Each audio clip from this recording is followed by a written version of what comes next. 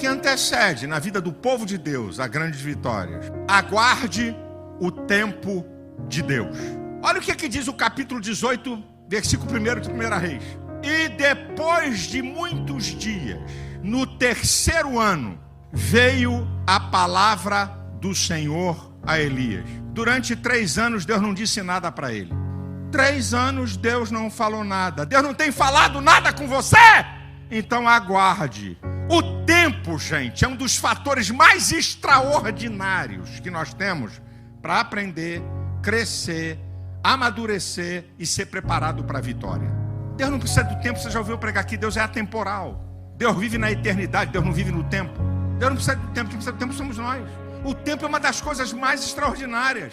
Ou você pensa porque Deus te prometeu, Ele vai fazer no dia seguinte. Ou porque você pensa que Deus te prometeu, Ele vai fazer na hora seguinte. O que você tem que entender, meu irmão, e eu também, é que Deus sempre age no tempo certo e no tempo exato. O relógio da providência divina não anda atrasado nem adiantado. Deus sempre está na hora certa.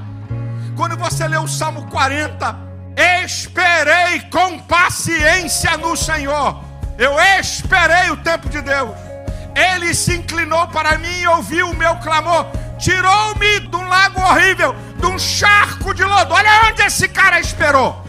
Ele não está dizendo que esperou no Senhor numa casa confortável. Ele não disse que esperou no Senhor num tempo maravilhoso da sua vida.